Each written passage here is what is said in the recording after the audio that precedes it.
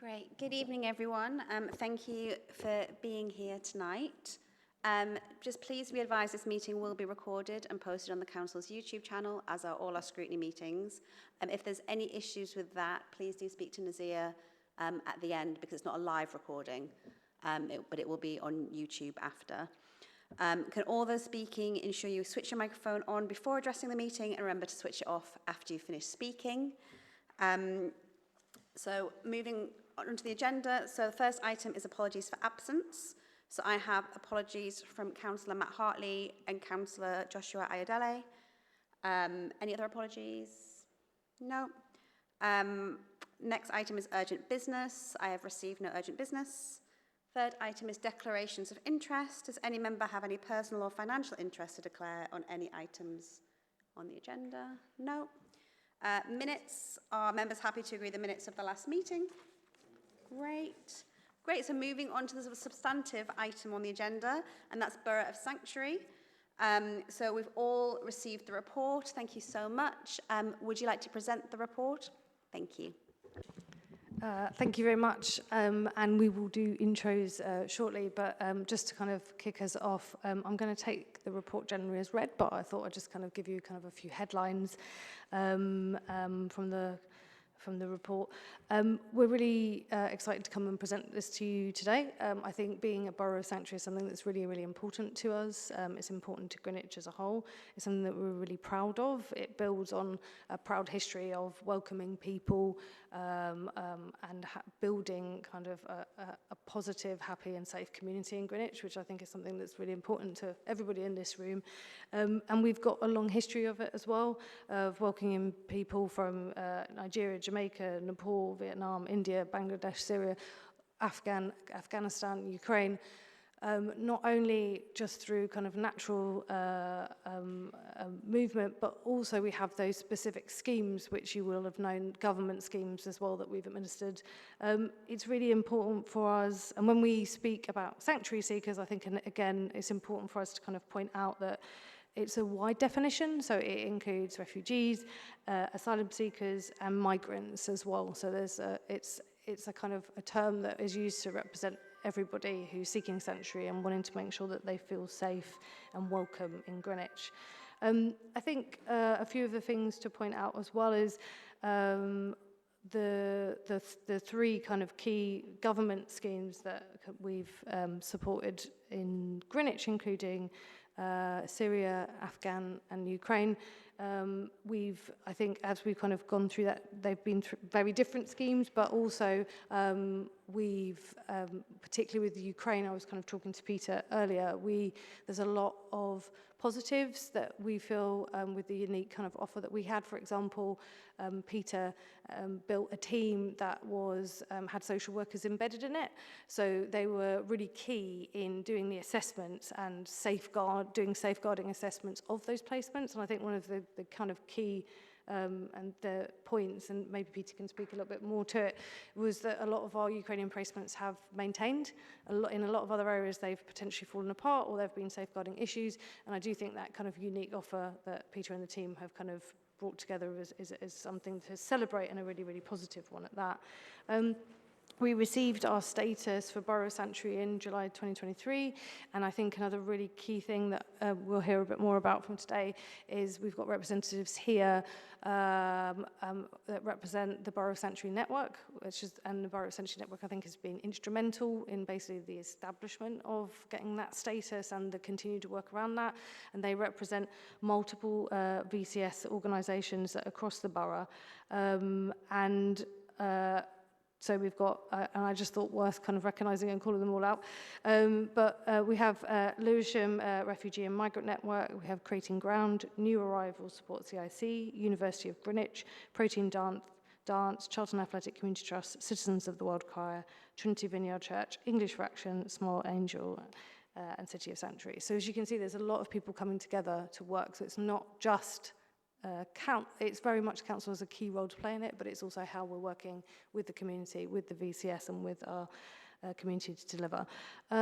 So I think there's a lot in the report, but what I was really kind of keen was to bring bring our VCS representatives and bring people with lived experience to come and speak to you. So, because I think the key thing is like, why is this important? And I think that's something that I think we have to keep reminding all of ourselves why this work is so important. So really pleased to be joined today. We've got Jasmine, and I'll let people introduce themselves as well. We've got Felicia and Karen and Laura. And I think they're going to, basically, I think today we're going to be talking a little bit about the City of Sanctuary movement, how it's been implemented in Greenwich, and then also talking about that personal perspective and what it means for people. But I will let people introduce themselves. And I think, is Jasmine starting? Yeah, so over to Jasmine. Perfect, is this working? Yes. Thank you so much. My name is Jasmine Mutashami. I'm the Campaigns and Comms Manager at Lewisham Refugee and Migrant Network. It's great to be here with you today. Our organization offers immigration, housing, healthcare, benefits, institution advice, and even though Lewisham is in the name, we actually cover Lewisham, Greenwich, and a host of South East London boroughs. So LRMN is the local lead for Greenwich Borough of Sanctuary, as well as schools of sanctuary in Greenwich and other boroughs, which is why I'm excited to be here speaking to you today. I'll first talk a bit about the history and the context of the City of Sanctuary movement, and then share the journey of Greenwich becoming a borough of sanctuary and what it means in practice and why it's so important and why we have been doing this for years now. So first of all, the City of Sanctuary movement started in 2005 in Sheffield, when people came together and asked themselves, what would it mean if a whole city was known for offering sanctuary to people fleeing war and persecution? And there was so much support from local residents that a whole movement was born out of that. And it's very much rooted in grassroots action and hospitality, and very much this value of welcome to people who are seeking sanctuary, which is making communities stronger, it's growing compassion, it's growing connection. And 2 years after that, so in 2007, Sheffield became the first City of Sanctuary. So now there's over 100 towns, cities, and boroughs of sanctuary. And to clarify, because I think sometimes it can be confusing, the umbrella organization is called City of Sanctuary because Sheffield was the first City of Sanctuary. But now there's many streams of sanctuary that work with City of Sanctuary. So there's boroughs of sanctuary, schools of sanctuary, libraries, theaters, loads of different organizations. And all of these are coordinated by a local lead. So someone local in the community who knows what the people might need, what people are passionate about, kind of coordinates the award procedure, and also how people keep working together with the organization that's been awarded status, in this case, Borough of Sanctuary. So in this case, obviously, it's LRMN being the local lead. And we're also working with people with lived experience as part of the award of accreditation and throughout the whole procedure. So sanctuary is much more than just a label. It's not just a name. It's committing to a set of values. It's building a culture of hospitality and welcome, ensuring people seeking sanctuary are heard and included in decisions, challenging misinformation, and taking practical steps in schools, libraries, hospitals, universities, and local government to create places where refugees and sanctuary seekers can feel safe. And in all of those streams of sanctuaries, you will hear the three values of share, embed, and learn repeated over and over. And the idea of the award is that you go through the process to kind of find what you're doing really well and celebrating that, but also finding ways where you can improve yourselves and bring in people even more. And the movement is deliberately broad. That's why it includes all of these different organizations. It's making sure that all parts of society can come together and learn from each other. And in a world where the conversation around migration is always focused, or often focused on fear and hostility, having a movement where we really celebrate migrants and really focus on compassion and courage and community is really, really powerful. So having a council that stands up for sanctuary seekers publicly and proactively is needed now more than ever. And it really showcases how sanctuary is not an abstract construct. It's very immediate, it's very practical, and it's moral as well. So with sanctuary, it's not just about what we give, but it's something that we've all here to testify on what we've gained throughout the process. So in terms of Greenwich, the journey started in 2019, and especially with Greenwich having such a rich maritime history, being a place of arrivals and departure, it's very befitting that Greenwich should be a place of sanctuary. In 2019, Lewisham Refugee and Migrant Network hosted a roundtable with City of Sanctuary for local organizations and residents to come together and discuss with faith groups, GP practices, schools and beyond, whether we would like a culture of long-term welcome. And out of that, the steering group members, some of those that Laura has already just mentioned, came together, so Alarmment and Creating Ground being two of them. And the idea is to ask for very practical but impactful measures where we can raise awareness for available support and resources for migrants that are already there to be highlighted, so everyone is aware of them, changing institutional cultures with better communication flows and resource packs, and discussing the impact that destitution, for example, has within the borough on everyone. So it was great to know that the Royal Borough of Greenwich heard us and that the voices of the residents were being responded to. So Greenwich has joined the National City of Sanctuary Network and the local Borough of Sanctuary Council Network, signed the pledge, and in 2023 became a Borough of Sanctuary, which we were very proud of. And a number of things, which I'm sure will be in the report as well, for example, the GRAM network being created, different schemes being set up, and the award was very much a positive trajectory towards sanctuary welcome that the borough has demonstrated. And it matters because local leadership sets the tone for everything else that happens in the borough. Declaring yourself publicly as a place of sanctuary sends a really powerful message that diversity is valued here. And so for the past 2 years, ever since we've been awarded as a Borough of Sanctuary, what we've been doing is holding quarterly meetings at Borough of Sanctuary meetings with the council, steering group members, and interested organizations, as well as individuals with lived experience, to make sure that Greenwich is a safer, more welcoming, and celebratory place for all. So the things that we would be discussing could be varying. It could be things like coordinating Refugee Week events, making sure that we are not clashing events. For example, every year we have a stall as well, just to make sure everyone is aware of the events that are happening. But it could be also much more life-changing things. For example, the e-visa scheme being run out, making sure that everyone is aware of where to go for advice. Talking about the migrant hub availabilities. We also discussed the council strategy and policy and gather feedback. Really benefiting of the voices in the room, like getting all of them together, really we find benefits the council, right, because it's the strength of the movement. We also coordinated real change for everyone in the borough. Last year, movement members visited every single GP practice in Greenwich to check whether they adhered to legal NHS guidelines for people to be allowed to register without proof of address and proof of ID. And we're very excited to keep working with the council on encouraging all practices to become safe surgeries, which is very much in accord with a lot of different boroughs in South East London.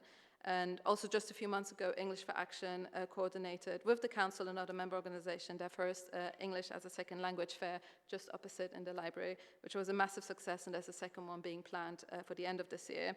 And I think it's really important to highlight that these movement spaces are the only time we all come together, all of the different organizations, faith groups, and often if we didn't come together, a lot of work would be duplicated, a lot of information would not be shared, we would not be aware of what you're already doing, the issues that are coming up. So it's very much a very valuable resource. And I think the listening exercises that the team is putting on for people with lived experience really highlight that as well, like the value that's being put on integrating and co-producing with movement members themselves. And I think the fact that we have individuals coming forward and asking to volunteer with the movement is a testament to how much it's valued. So, of course, Sanctuary is never finished, so we keep working on it together, and that's why the award is always renewed after a couple of years. So, as you can see, the asks and the things that we work on are all very feasible, and they lead to a culture that will benefit all kinds of residents. And it's very exciting to see new community members coming in and easing feedback systems for the movement to get better and better as we keep growing. So Greenwich's recognition as a Borough of Sanctuary is not just an achievement to celebrate, but it's also a responsibility that we're very proud to carry forward. So that's pretty much it. We're very proud to be a Borough of Sanctuary because it very much says that whoever you are, where you are welcome here. And we're very proud of that. So thank you. Thank you. Laura, are you speaking next? Good evening, and thank you for giving us this great opportunity to share our experience of what it means for us to be part of the Board of Sanctuary Network and also be part of this evening discussion. So my name is Laura, and I'm the founder and director of Creating Ground. Creating Ground is an organization working with migrant women in Greenwich, using participatory arts as a way to bring people together, share experiences, and create positive change by improving well-being, but also working together to create social change. So we have been part of the Board of Sanctuary Network since the beginning, almost. Being part of that network meant a lot to us because, of course, as a small organization, we felt part of something bigger, and we felt that together with other organizations working on similar issues, with similar interests, with similar stories, we could really learn and share and benefit from each other's experiences. When at Creating Ground, we do things in a very collaborative way. So the ladies and the women who come are members of the organization. They become leaders after a little while if they want to go on a specific training to learn how to become leaders in the community, so they become leaders. So Karen and Felicia are leaders from Creating Ground, and we really feel like part of the same team where together we want to create change. So in a way, being part of the network also meant that the voices and the experiences of everyone in our group could be heard and used to really influence change at a bigger level. So then when we started to work with the council, for us, of course, it was a great, again, another great step, because it meant that we could be at the table, as we say, but not on the menu. So this is the importance that we always keep saying. It's important to be in places where, although there are differences, but our voices and our stories and our experiences are treated as equally important as those who are representing the government or the professionals, as to say. In a way, yeah, so knowing that the Greenwich has become a Board of Sanctuary and wants to keep the word, also means for us and for all our members, safety. It means reassurance that despite all the negativity and hostility that there is outside, we know that we can be protected by our council. And also we know that we have a platform, a place where we can go and bring our issues and our issues to then transform those issues into practical solutions. As Yasmin was saying, and I think Karen will also mention this in more detail, safe surgeries is a great example where we turned our negative experiences into something that can be transformed, that can be changed. So I think I will let Karen continue, and then Felicia will also follow her. Hi, good afternoon, everyone. My name is Karen. I'm a part of Environment and also Creative Ground. So for me, living in Greenwich is an opportunity to live in Greenwich, because I've seen where Greenwich have grown a lot since I've been living here. And you have signposting like the village, the hub that you can go for advice on a Wednesday. And there's a next one above, around the corner there. You can go on a Thursday for advice. And those are the type of things that, being in a community, you want to know where you can go for advice, where you can pick up a leaflet. And also, for research. I'm a part of a research as well in Greenwich. Research on migrants from all over. Ukraine, India, China, wherever, Japan, wherever they're from. We want you to make sure that we know that they are in the community and what they know, because English is not their first language. And when English is not your first language, that's a great barrier. So we want to know where they are, what they're doing, what they know. And that's the reason why we do the safe surgery, because there are plenty of people out there who doesn't know that they can register without an ID. Because when I came to this country, that was a big barrier for me as well, because I didn't know.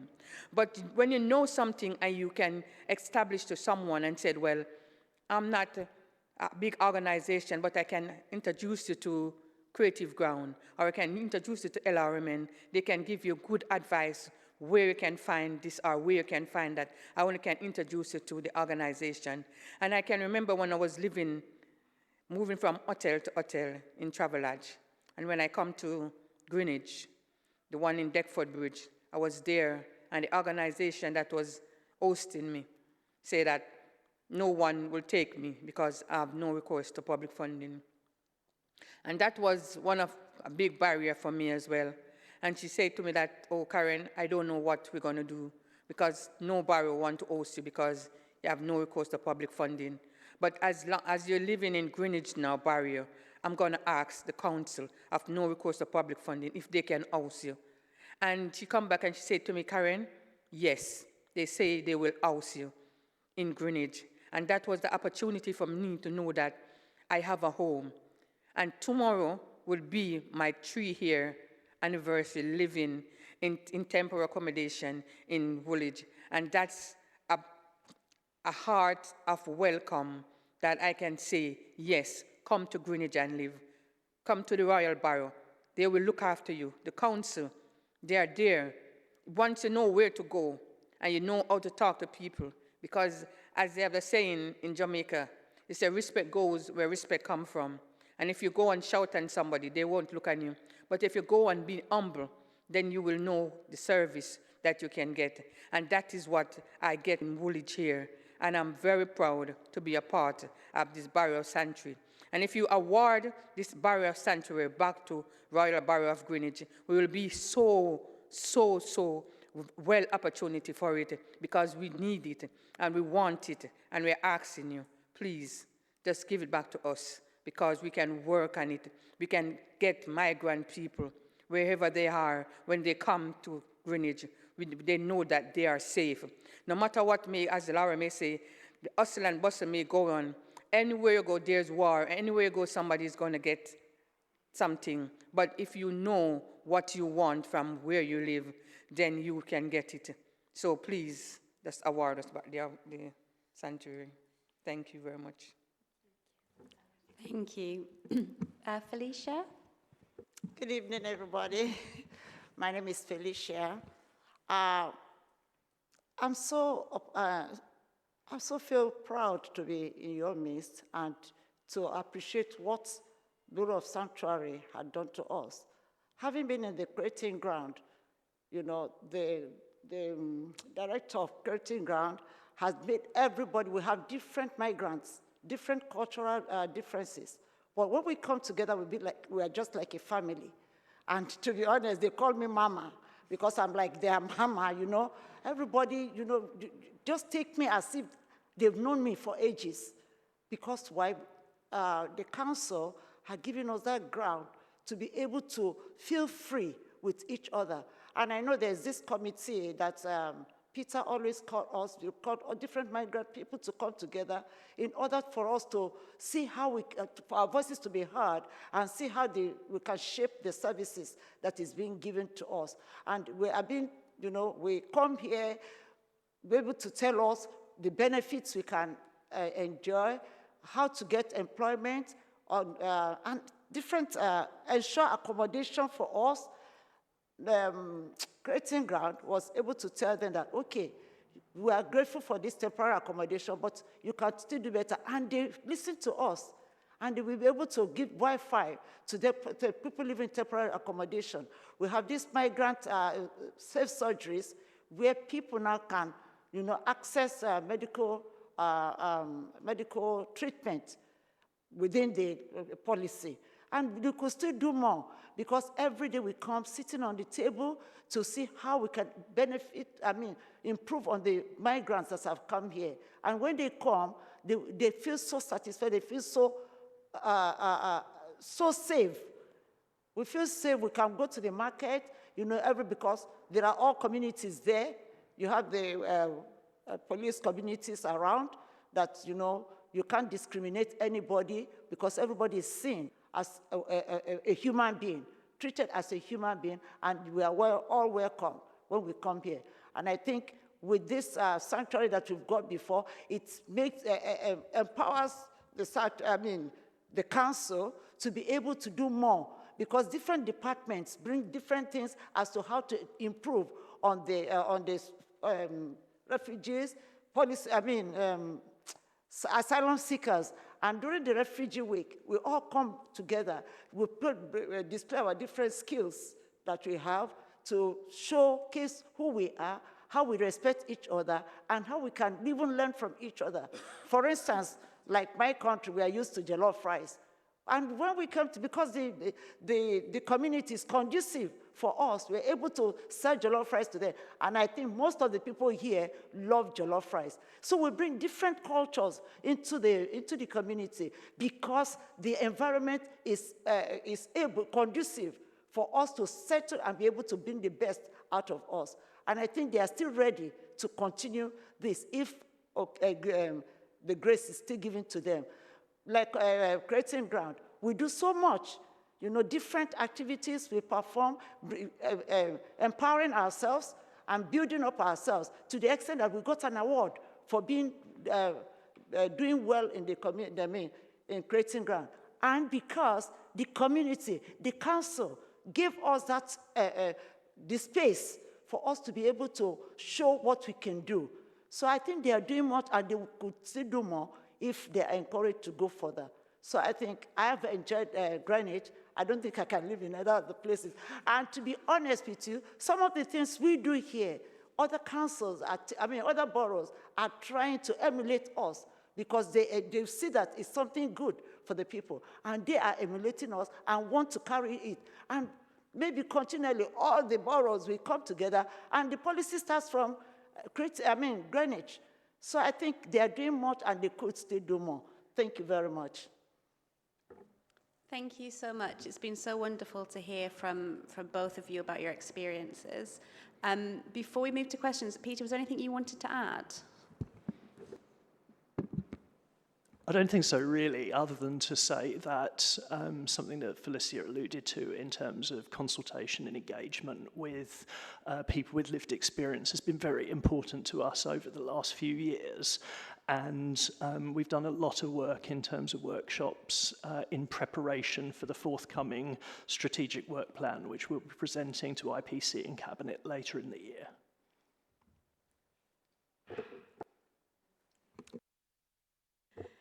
Thank you. Moving on to questions. Does anyone have any questions to start? Councillor Fahy? Councillor Fahy? Thank you so much for the wake-up call. I wish that all scrutiny meetings were so enthusiastic about a report, and I think this is one that is quite emotional, really, in terms of the contribution that everybody is making to the Borough of Sanctuary. And I think the decision we made back in the day was extremely the right one. And I wish I was able to bottle your enthusiasm and put it in my pocket and take it out and refresh myself about some of the issues that are going on around the borough. I have some questions on the report, but I just wanted to ask our representative colleagues a question, really. Are there other things that we could do to enhance the project? I know we've got no money, but I see and work with some of the Ukrainian groups a lot, and one of the things that they're always arguing about, well, not arguing, but seeking, is further space for them to showcase their activities, particularly around young children and all of that. So I think space and enthusiasm and working to bridge the sometimes conflict between our communities. And in Greenwich, I think it's important to recognise that our strength lies in our diversity. And we should make that a very key message in all the things that we do. So my question is really, are there any other things you would like us to do to take away and think about in the longer term? Not too big a list. I don't know, yeah, if this is the right answer, but and this is again from my personal point of view, from my experience.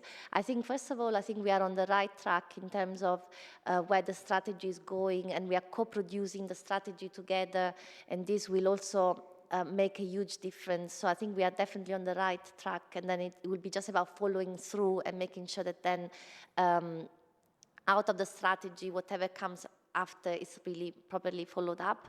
But then from my point of view, we feel at Creating Ground that very often there is a lot about celebrating refugees or sanctuary seekers or migrants, and we do lots of, as Mama Felicia said, lots of cross-cultural work around, you know, us meeting across cultures. So there are also lots of sometimes tragedies or misunderstandings happening between the different migrant groups. So someone from China may have their own ideas, someone from Nigeria, etc. So we navigate all these differences in our group, and we then find some commonalities. But from my point of view, I think we should do this at a larger scale and maybe be brave enough to bring people who are not so pro-sanctuary seekers together with sanctuary seekers to try to actually find some common spaces or commonalities, or find a way to really merge the different groups together a little bit more, instead of just having celebrations for refugees and migrants, but actually try to integrate much more. This is again from my point of view. Just to add, when you said you don't have money, yeah. When there's a way, when there's a will, there's always a way. Because I remember we've been talking about, not about homeless people, but if you look at during the COVID, how did they manage to get them off the streets? Before then, there was no money, but then when COVID came, they were able to get them off the street. So when there's a will, there's a way. So don't worry about that. The money will come, but let's just, you know, put that in mind. And we're dealing with human beings, making them comfortable. Things will fall into place. That's just what I want to add. Yeah. Thank you. Did you have another question there, Councillor Fahy, or? On the report, if I might, I'd welcome, and I'm sure other members would love to see a copy of the training video. I think that would be extremely helpful for us to get up to speed, really, as to what's going on.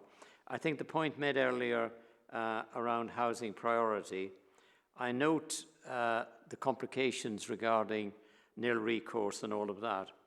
I note that from the report that 67 families and 49 single adults are currently on our nil recourse system.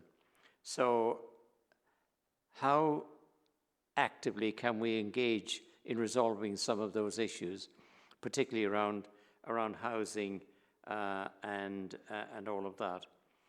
And the final point I wanted to make, which is probably a bit more sensitive, the issues around painting our roundabouts, although extremely attractive, are obviously some vandalism being developed, and I very much hope that that there's a quicker response to removing that graffiti from our roundabouts should those sad events occur in the future. I think there needs to be some council activity whereby they're dealt with speedily, rather than being left there for days and people worrying and being anxious as they walk by as to what all this is about, really. But an excellent report, and it's delightful that we're here this evening discussing it. Thank you. So I'll take them the other way around, if that's okay. So in regards to the flag piece, it's definitely, you know, I and other cabinet members, as everyone else probably here, is very much aware of that increased appearance that we've seen. And in some cases, it's kind of, you know, graffiti and vandalism ultimately on public property. And a concern in some scenarios on a safety basis for roads and crossings, etc. And I think for me, it's key to highlight that I'm responding in my capacity as in my portfolio. So Cabinet Lead on Health, Adult Social Care and Borough of Sanctuary. So I'm aware and I acknowledge that there are lots of elements to this. There's a transport piece, there's a community safety piece, there's that kind of fly posting piece. So I don't think I can give the full breadth of kind of response on timings in regards to some of those, but that's something we can make sure that we get for you. But responding very much, particularly in my brief, I think a lot of what we heard today is what we need to be focusing on about. And I think Jasmine kind of talked about sanctuary and about making a welcome place being quite an active thing that we do. And I think we all have a role to play. I will highlight that if there's any abusive or profane language, flag this on, Fix My Street, flag it with your councillors, report things. I would also encourage, if there's any hate crime related issues, report this. It has to be reported. I know, and if there's any kind of pernicious usage of placements of symbols, report it. Again, all of this is really important. And it's very much a watching brief on the situation. And we met as a sanctuary partnership, and we discussed the topic. Everyone is kind of in that listening mode, making sure that if we're hearing anything from the community, we're feeding that back, sharing it to relevant partners as well. I've had no specific concerns that have come to me as yet, but again, it's something that we continue to kind of watch and wait, and we'll keep engaging with the network. So yeah, the most important thing for me is that we are a welcoming borough. We've showcased this tonight, and it's a collaborative effort, and I think everyone in this room, particularly as elected members, you have like a really key role to play in that. It's a diverse community. It's one that I was born and brought up in. Many of, I think, you here as well. We have a vibrant VCS and civil society. It's a place where people come to start their family. It's a place where people have grown up, spent their whole life, and generations have been here from all different backgrounds. And that's the Greenwich that I know. And I think that's the Greenwich that many of us in this room know. And we've all got a really kind of key role in championing that. And I think that positive should be our focus. But yeah, and I'll leave it at that. And then on the second point, in regards to housing, I think I will probably pass over to Peter as well. I think I think there's a lot in here, and again, I think I'd like to probably get a written response for you, particularly from housing colleagues, to go into more detail. But just to speak to the scheme specifically. Syria, Afghan, Ukraine, all of those came with a package from central government, which included housing and included funding for that. And I think that's really key to emphasise as well. Those schemes, even though haven't always been perfect, and I think there's been some inequality sometimes, that's just my opinion, but they did come as a package with that, and I think that's really key. But I will pass over to Peter because he's probably got a bit more to add. Yeah, I think the only other point I want to make is that when we think about those who have no recourse to public funds, it means exactly that in terms of housing. So they're not people who are placing pressures on, kind of the housing register. Obviously, what we do have within the borough in line with government procedures is a procedure to manage and prevent destitution. And that means that we do have the power to, for example, provide subsistence payments to people to ensure that they are able to buy things like food and essential items, and we can, where necessary, provide emergency accommodation. But that's very separate to the housing register. So when we think about as a whole, the three government schemes that Councillor Lolavar mentioned already and nil recourse to public funds, we're not talking about tremendous pressures on the housing register. Great, thank you. Can I just ask a question on data? There's a section in the report 4.29 where you talk about a dashboard. Would it be possible for you to circulate a copy of that dashboard to members of Overview and Scrutiny after the meeting? Because yes, it would be good to see that. Yeah. Thank you. And the video. Thank you. Councillor Cook? Thank you very much. Yes, and sort of following on from what more we can do, I would be great to know how, as councillors, we can be sort of leaders on this work in our wards particularly. I was really interested to hear from Jasmine about the project visiting GPs, because I've got a GP in my ward. And I'd, again, be interested to learn whether they were designated as a safe surgery, and if not, work with you to try and make them a safe surgery. So how we can be looped into that would be really interesting. And sort of linking into sort of, I guess, frontline businesses, GP surgeries, places that meet people. I wonder if our business engagement team are working with cafes and restaurants and charities and other businesses to kind of encourage them to know about this project and sort of be a welcoming space. I think we did something a few years ago now to encourage people to be sort of active bystanders with the business team. And I think what more we could be doing to help businesses to become kind of supportive frontline places would be really helpful. So interested to know how you're working with that team. I've got a couple more questions, but I will save them for later.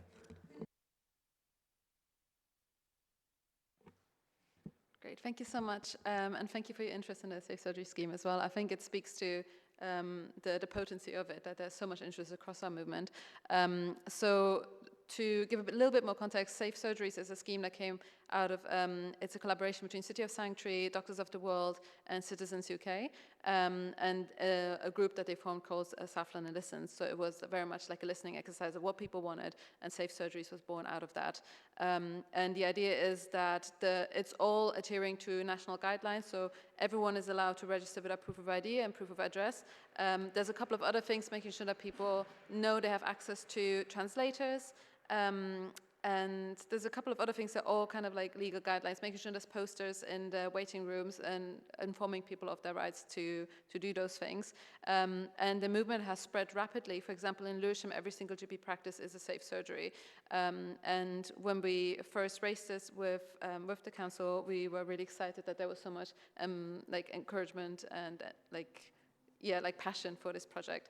And so our movement members were part of this action where we went from GP practice to GP practice. And I think it's very empowering as well for people to know that their experiences are being heard and there's a follow-up to it. So usually what happens is that we give the results because we note down which practice did well and which practice could maybe work a little bit more. Usually it's not so much like willfully wanting to not accept clients, but it's just like a lack of information. So it's very much making sure that the results of those findings lead to more information being disseminated within the GP practices. And usually how this journey goes is that we would work with the ICB, so the Integrated Care Board lead within the council, but also working with the leads within the council to make sure that we target each GP practice. And obviously whether GP practices want to sign up or not is their decision. Again, these are all legal guidelines, so it's nothing new being imposed on GP practices, but sometimes knowing that there's encouragement from a local authority level helps, and knowing that all the other practices have signed up as well helps. So this is something that we're actively working on together, and hopefully I can give you an update soon in the future. Thank you. Just to reiterate, we definitely can kind of look at how we can bring more counsellors involved into it as well for safe surgeries. Just on the business part, I think it's a really good point. I have to admit, I don't think we've done anything like that in a while, but I'm happy to take that back to the business team. They've got the Anchor in Greenwich network, so we could look at how we potentially present to them so they're aware of the partnership. I think that would be quite a nice opportunity for them to understand the partnership, and then it's all about creating those connections with local business as well. And there were a business breakfast as well, so we can look at that. For example, one that kind of stood out for me as well is I attended with Lucy from English for Action, a GLA event about ESOL and all about the importance of English and unlocking, people's capability, but from an economic kind of point of view. So I think that we could also make sure that businesses understand that ESOL access piece. So I think there's something that we could do around that. So yes, thank you for the suggestion. We will definitely take that forward. Thank you. And I'll ask, I guess, my scrutiny panel, the business team, about how they're working with you too. Thank you. I'm conscious of time because Councillor Oliver has to leave in about 12 minutes. So can I ask for questions specifically to Councillor Oliver, just to make the best use of her time? Do you have one, Councillor Fletcher? Yeah, it was, thanks, Chair. It was very similar to John's question in the beginning, and I know the ladies already answered from their perspective, but what do you think as a council we could be doing better or should be doing better? Well, thank you. I think we do a lot well, but maybe we could celebrate that more and share that a little bit more. I think the point kind of Laura and or Jasmine made before is there is duplication, and I think how do we come together and share what are the limited resources? You know, I think that's definitely something that I think also as a council we play this key role in that convening, space creating. And I think we need to kind of do a little bit more of that for the network. For me, I think the ESOL piece is really interesting. I was really inspired by the GLA event. I think there's a lot that we could be doing in there. I think for me, I think there's as Laura kind of alluded to, we're working on our strategy that will be coming, I think, towards the end of this year. And there's a lot of really exciting and interesting kind of objectives and aims and kind of hopes to achieve in that. I think what we need to do is we need to get like the pace and the structure in so that as a council we're thinking of this as a whole. I think that's probably the hardest part is how do you get these values and reflect them in every different department so that it's not just held in health and adult social care, it's held in housing, it's held in transport, it's held, and I think it's that kind of corporate piece.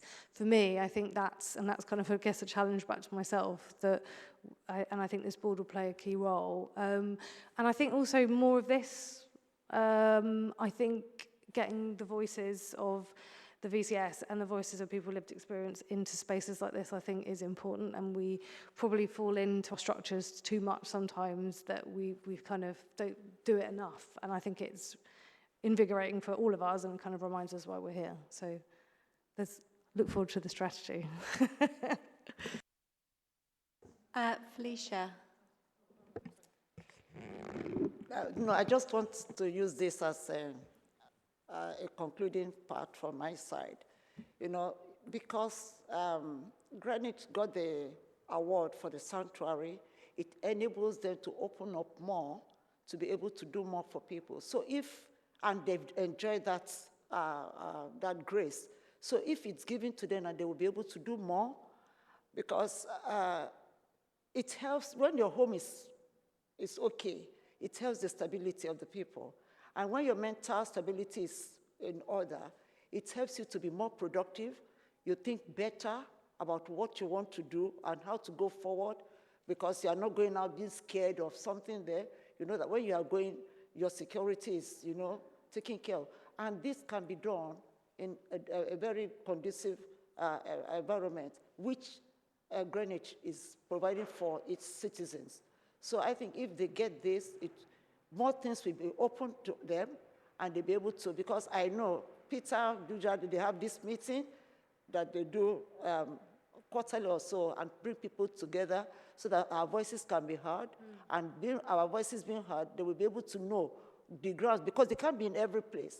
But when they bring people together with different cultures and different nationalities, they'll be able to harness it all together and be able to be a better, you even see them to be more than what you have seen them doing now. So that's just what I want to be. Thank you for the grace to talk. Thank you. Thank you. And I think that's a really good point that I'd like to build on, if I may. So it feels like if you're plugged into these things, if you're plugged into Creating Ground, if you're plugged into the network, if you're plugged into our partners, you can get a really good experience. You know where to go for help. How do we engage with people who aren't plugged in? And do we have any sense of how many people we're sort of losing? And I think that's a challenge for kind of the network and the council. I think bringing the group here today, I think, is important. I think we want to elevate the kind of voices of those groups. And I think there is more kind of communication that we need to put out about the network, about joining it, about being part of it, being a member of it as a VCS organisation. And I think also, with a different hat, I think we've been looking at how we convene the VCS. And I think there's an important, I feel like a space might be needed to when we're doing that convening, making sure that we're speaking maybe on those thematic topics like refugees and migrants. I think one of the things that's really interesting to think of is there's a lot of VCSs doing work in this space that are not defining themselves as a refugee or migrant organisation. They might just be a ex-country community kind of group, we're people from this area convening, but they have also got an important role. So how do we tell people about the network, explain the role that the network plays, explain why they should join and explain why they should be part of it. So I think there's a comms kind of challenge. I don't know if anyone else wanted to add. Peter? Oh, go on.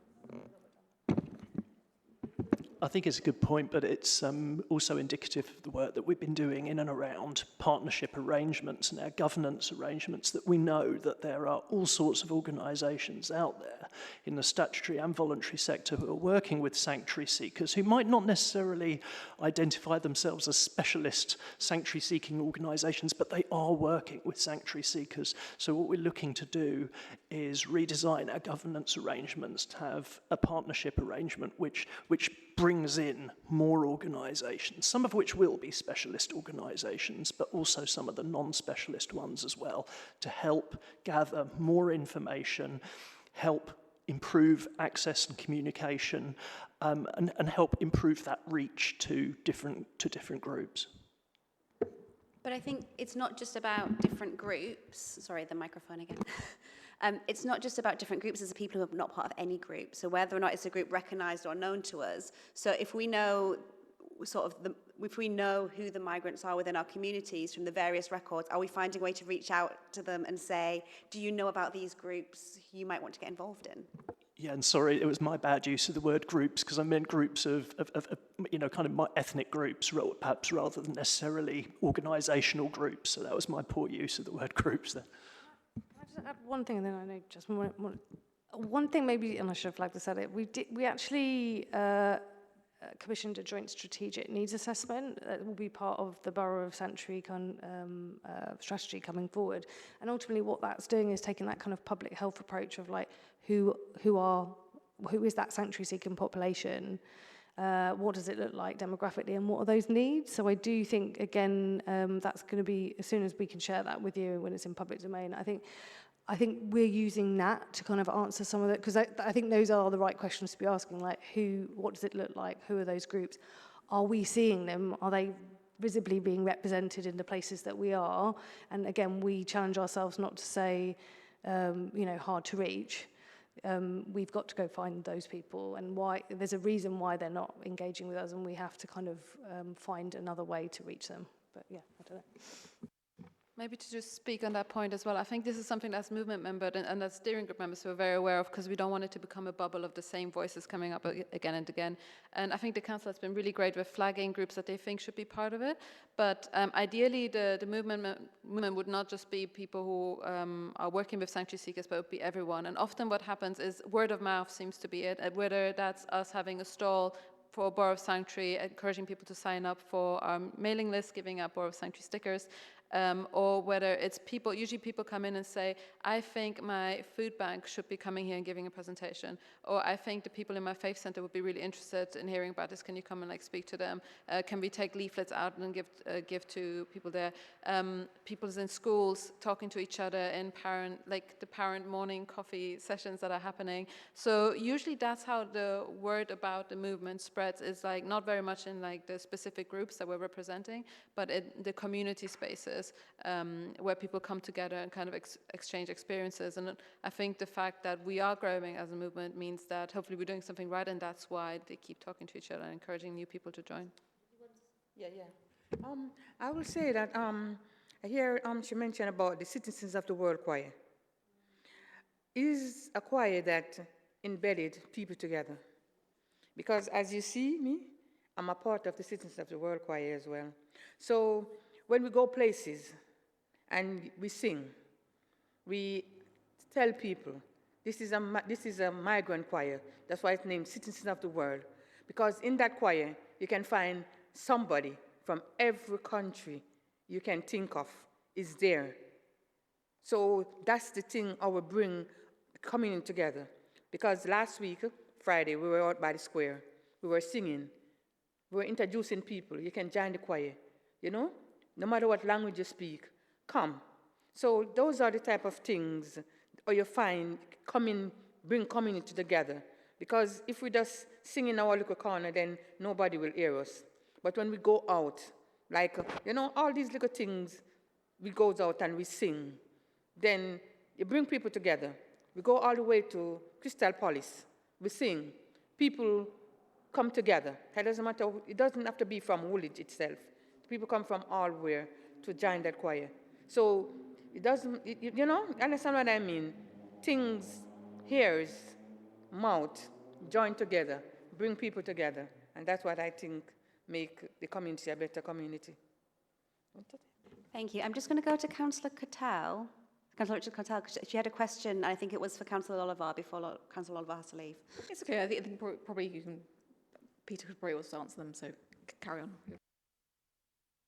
And it was just to add, actually, we can't underestimate the importance of kind of public-facing events in public spaces. And we had very, very successful results with the ESOL Fair that we hosted in Woolwich Library earlier this year, ESOL being English for speakers of other languages. And although the focus of that event was ESOL, the scope included providing information on all sorts of different services, organisations, etc., to the public. And we've got the next one of those coming up in December, beginning of December, actually. So we're going to be aiming to host those twice a year, because although, as I say, the focus is on ESOL, it does give it's like a gateway to giving information, advice, support, and, if necessary, signposting to other services. And we have the council, the NRPF team represented at those events and supporting those events. Any other questions on this side? No? Councillor Richard Cattell, would you like to ask your question now? Thank you very much. Thank you so much for all your contributions. Definitely the best speakers for a while. I'm going to say that. No offense to our other previous meetings. And thank you also for the report. I think it's interesting to reflect on this idea of like convening, and I think that comes through quite strongly of like also how the council can convene as well, and our power and how we can do more work to kind of convene and like promote the work you guys are all doing. I sort of feel like that's what I've been thinking about while you've been talking, is how we can do more of that. Two kind of questions, maybe more for Peter or Councillor Oliver, but one is I saw in the report that we were the third London borough to become a borough of sanctuary, and just, I don't know how many other boroughs there are now across London, but interested to know if you're doing work kind of across London, or how those different boroughs talk to each other or communicate with each other. And then the second one is about the kind of the government schemes, and sort of clearly like lots of impressive work that's been sort of done by this council, particularly I sort of saw about the Ukrainian scheme and stopping breakdowns of placements and that kind of thing, which is clearly a testament to officers. Just we've got these kind of government schemes, when they come about, do we feel as a council that we're sort of prepared to deal with them when they come across, and also just interested about kind of how those is communicated between national government and local government? But I appreciate that might be for Peter. I might just start on the scheme and give a slightly political response. And then pass over. So with the schemes, I think what were the bulk of which I think have been in with the previous government. And I remember in the previous administration we had about over 300 Afghans in a hotel here, and the response was, in my opinion, was pretty poor. What I think happened in that scenario was the council stood up and filled the gap of what should have taken place under the previous government. So that would be my I was very much involved in that the first Afghan kind of scheme as a volunteer. I think some other people, councillors were as well, and other VCS. So I think one of the issues has been if the schemes have been really variable.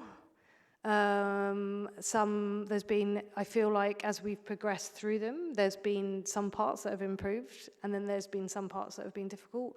I think that, I know there's a London Council kind of desire to create, I guess, some kind of equity in schemes, or I think they've spoken to that point, and I think there would be something worth considering there. What I can say is the council's response, I've seen firsthand, they went over and above. Officers were, in that emergency scenario, were deployed And our biggest focus was making sure people are safe. You know, we had young children unaccompanied, we had mothers with babies with no cots, nothing. We stepped in and we filled that gap. When it came to the schemes that were less chaotic and less crisis kind of driven, again, I think officers have again gone over and above to shape, like with the social work piece, a scheme that we believe will deliver. So not just taking it out of the box and delivering it as it is. So yeah, I can definitely say with Testament the sanctuary values that we believe in are very much thought of and embedded into practice every day. But then I'll leave to Peter to come in. Yeah, thanks. I mean, I think the other element of the question that needs just picking up on there is preparedness for future projects. We certainly, on that subject, we certainly know that we will be receiving a future quota, a future allocation under the new Afghan resettlement program. But I think in terms of preparedness, I think we're in a very strong position, actually, because we have what we've created over the last couple of years, a fully established resettlement team, which means that we have all of the social workers, all of the social care staff who are working on resettlement and NRPF in a single service. And then we also have the cross-departmental council officers group, because what we know is that whilst obviously there'll be some differences in the needs of individuals coming under different schemes or under different circumstances, there is certain commonality of need and certain, issues which will be common to new arrivals, be it kind of, accommodation, welfare benefits, and then into employment, education for children, etc., etc. So I think we're actually relatively, every council, it seems to me, does things slightly differently, but I think relatively speaking, what we have in Greenwich is an extremely well-developed model and structure, which I think will only be reinforced in time and enhanced in time through the new governance structure, or the forthcoming governance structure. So I think relatively speaking, we're in a strong position. Thank you. Felicia. Just listening to Peter speaking, I just want to say that, I think Greenwich is just been like a focal point because of the Greenwich Meridian time. So everybody focuses on that time, and it makes people wanting to be there. So you'll always be having migrants or, different people coming because of that Greenwich Meridian, that you come to see. So, and Greenwich needs to be taking care of these people. And as much as they welcome them, they will keep coming. So they need that sanctuary, and they need assistance for them to be able to take care of the people as they come, to broaden their whatever welfare they can give to them. So I think that I was just hearing him speak, it just occurred to me that Greenwich will keep having, because it's like it has that history, and that history cannot be erased. People will keep coming, and they will need to take care of the people and need support for them to be able to do that. Thank you. Thank you. I had one sort of final question / point, and it's building on something Laura said about making sure that there's also sort of barriers broken between these networks and people who, have preconceived ideas. And I just wondered to what extent you're taking that into account when developing the strategy and making sure that integration just doesn't happen within a bubble, but more broadly within Greenwich. I think that's, I think particularly with some of the current climate, I think that's a good challenge to do, and I think we could do a bit more of that. I think that's something that ignorance or lack of connection is a problem, and the more you bring people together, the more kind of naturally we connect as humans, and I think that's we need to do that. And I think that the kind of concept I think that Laura was talking about, I think is quite powerful, and I really would, I feel like that might be a bit of a challenge for us to think how we can take that away and think how we can kind of like bring it into that strategy piece. But I don't know if you wanted to come a little bit more on that. mean, a fairly minor point, but I think a lot of this comes down to misinformation and disinformation, and we're working very closely with colleagues across London, actually, to ensure that we've got a comprehensive register of incidents, however small, of misinformation and disinformation, to ensure that we can then look at that in terms of emerging trends or any kind of particular patterns, whether it links to any particular locality, etc. Because tackling misinformation and disinformation is absolutely critical, especially, you know, kind of the latter, where you've got bad agents intentionally spreading false information. Thank you. Lara wanted to say something as well. I just wanted to add, I also think that the production sessions that we will have to come up with a strategy, hopefully will also take us to a realistic plan of things that we can do. And I think we as community organizations are very good at coming up with winnable, tangible things that can be done as a starting point. So although we want to dream big, but also we need to be realistic, and it's about also thinking about what is the starting point, how can we start opening up to the general public and bringing people together. So hopefully by working really together in these co-production workshops, we will come up with some tangible actions that we can do. And I just wanted to also make a point about again, from my point of view, about how I appreciated also the openness that the council had in working with us, because I know that we can be quite sometimes passionate about wanting to change things, and maybe at a speed which is not necessarily the speed of the council. So it's about negotiating, understanding each other, and the openness and willingness that we have also found from the council to actually listen to our pressure and not really push us away and think, oh, they're really wanting things so fast and they want so much, but actually really understanding what we mean and why we feel that something is urgent and needs to be done urgently, and really being open to constructive feedback about how we can work better together, which I think it's quite unusual to find. I think this is quite unique to the council in Greenwich, and of course to Mariam and Peter in particular.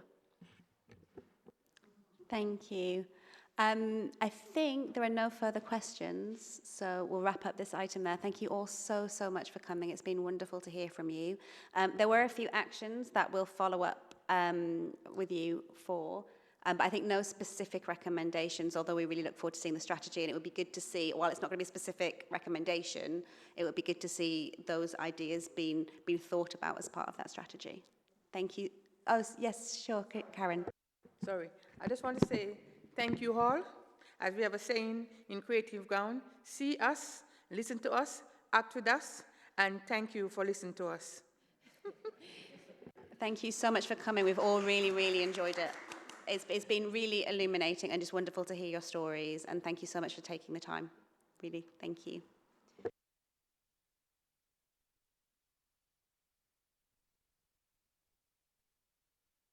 The meeting is still continuing just for another minute, but this item is finished. So item 6, commissioning of future reports.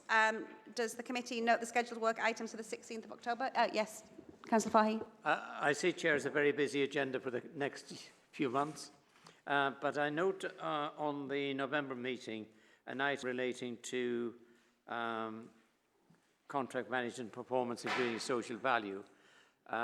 But I understand there's a report on procurement going to Cabinet, and I think it might be useful to link the two together so that we have a pre-decision on Cabinet proposals.